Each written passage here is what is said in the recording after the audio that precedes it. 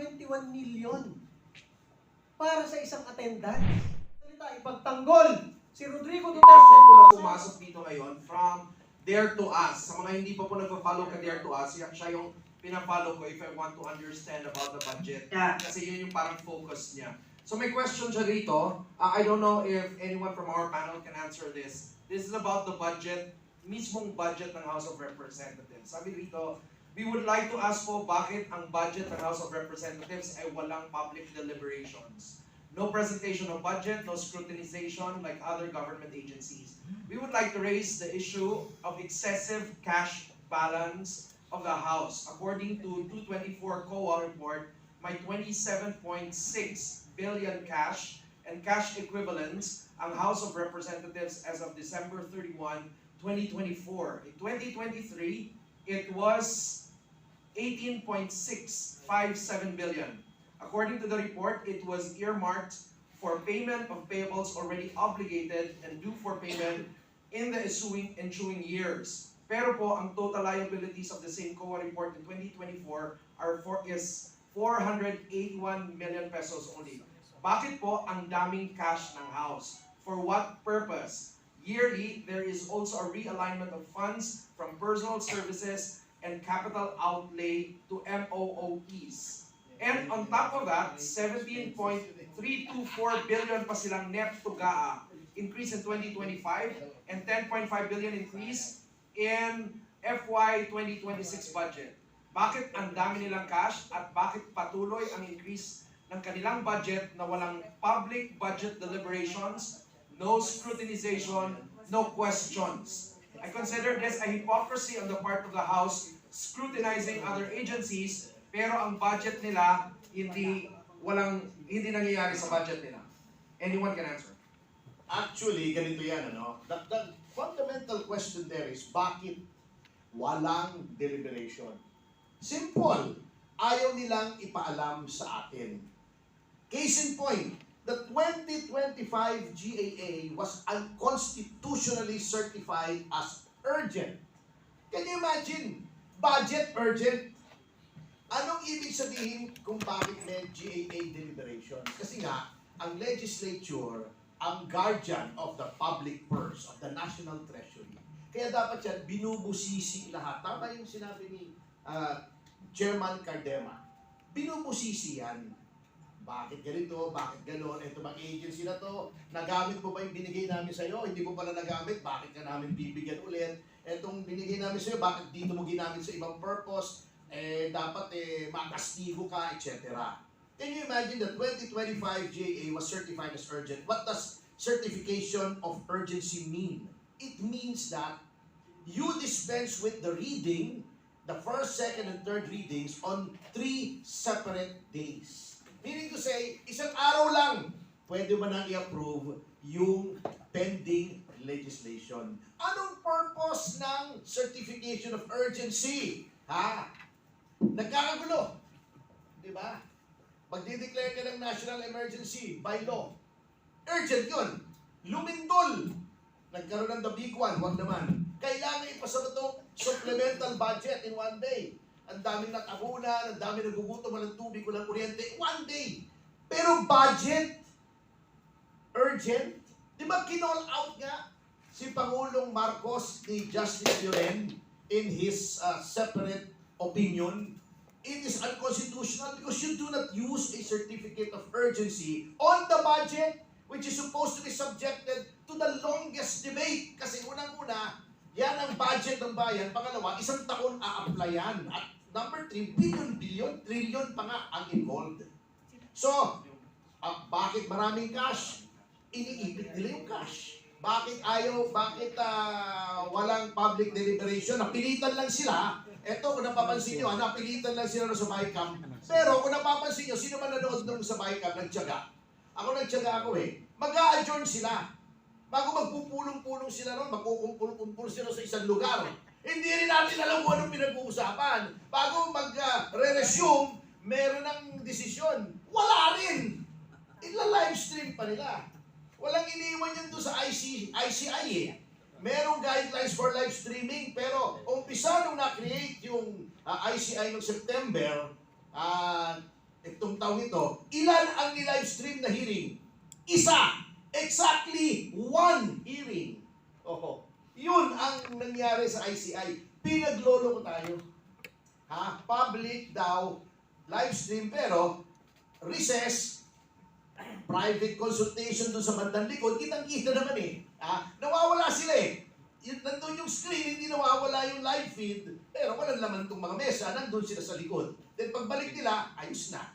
Meron ng usapan, anong klase yun? How that decision was arrived at hindi natin alam. So, ginagago lang po tayo. Kunwari transparent. Oo, kunyari, ay nako, ICI na lahat, kunyari lang, puro dapat talaga ang palitan na yung, di ba, meron silang parang steam, yung may bagong duha, di ba? Oo, dapat palitan na yun yung kanta ni eh. Ano yung papalit mo? Yung kay, sino to? Si Anthony Castello? Balat kayo pala ang... Sir Cardena, you wanna add to this? Balat partner. Siguro, madagdag ko lang yung experience namin dyan sa house. Noong 2019, hindi agad kami nakaupo. Tapos may lumapit sa Sabihin mo kung bakit. Huwag na. Hindi agad kami nakaupo. Tapos may lumapit sa akin mga congressmen. Sabi, Kung naritang sa akin, Kung elect ako nun. Kung benta nyo na lang yung Duterte yun, makaano pa kayo 20 to 30 million. Sabi ko, putang ina.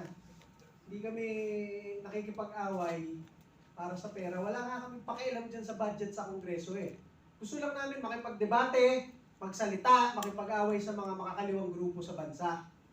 So yan ang nangyari. Pag-upo namin sa Kongreso, Vice Chair kami ng National Defense, yun ang tinututukan namin.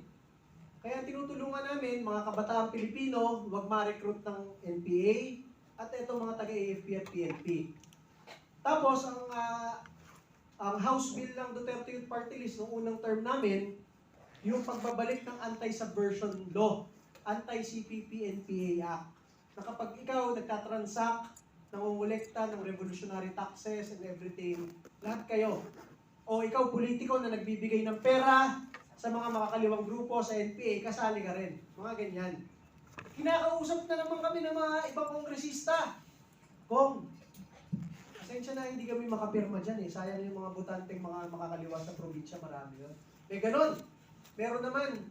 Ronald, okay yan. Kaya lang hindi kami makasuporta kasi magrarally itong mga makakaliwa sa probinsya namin.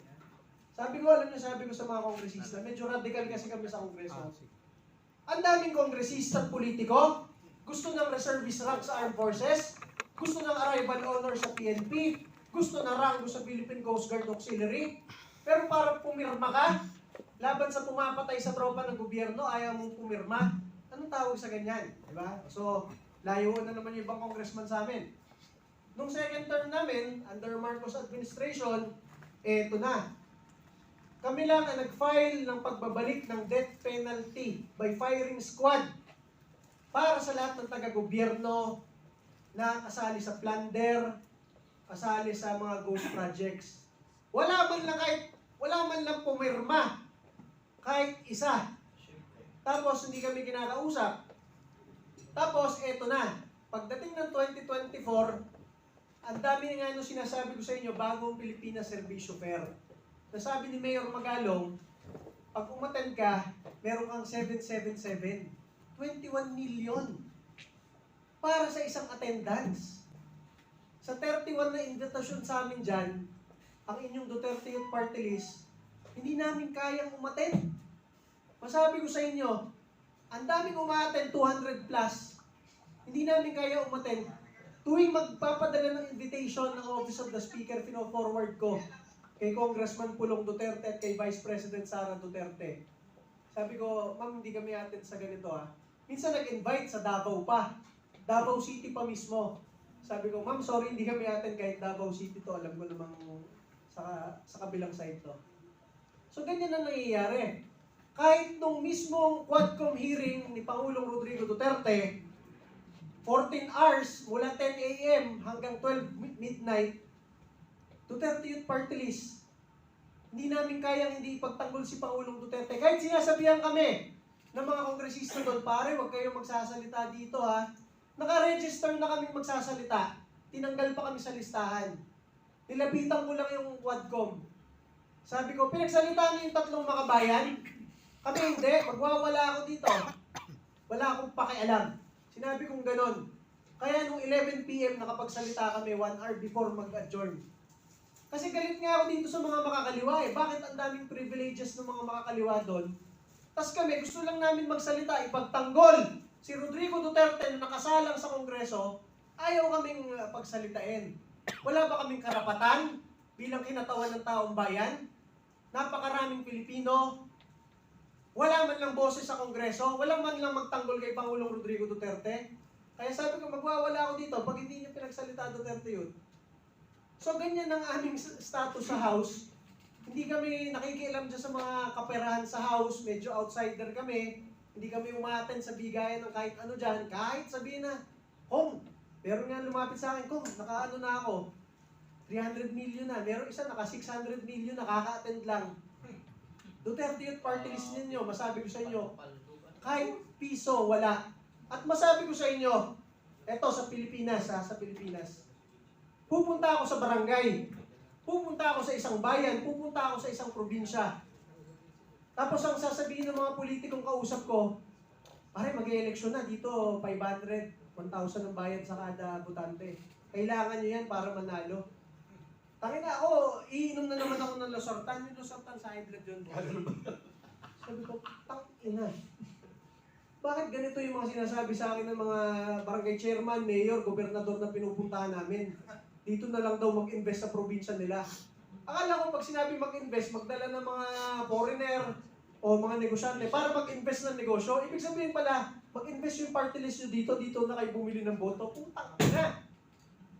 Masabi ko sa inyo, ang Duterte Youth Party list ninyo, nanalo ng halos 2.5 na milyon na boto ng mga Pilipino, kahit isa doon, wala man lang pinili, kahit piso. Ibig sabihin, ang mandato ng inyong Duterte Youth Party list nakakuha ng 2.5 milyon na boto dahil sa paniniwala sa aming pakikipagdebate at pagsasalita para sa taong bayan. Isipin ninyo, ang Armed Forces of the Philippines at Philippine National Police, Commander-in-Chief nila si Bongbong, pero sa 150 na party list, ang number 1 sa AFP at PNP ngayong taon na ito, Duterte Youth Party List. Sinasaluduhan mo yung Commander-in-Chief mo, pero ang ibinoto mo, yung kaisa-isang party list na naghain ng impeachment para matanggal ang Commander-in-Chief mo.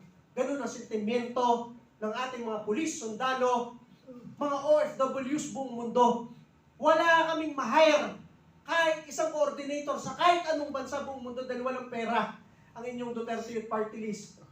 Kahit saan tayo magpunta ngayon, Amerika, China, Singapore, Middle East, Dubai, France, Germany, number 1, Duterte Youth Party List. Wala kaming kakilala kahit isang OFW leader. Pero ang ibinoto ng majority ng mga OFW sa lahat ng bansa buong mundo, kahit mga pulis at sundalo, under ng administrasyong ito, Duterte Youth Party List po ninyo. Ganyan ang aming paninindigan.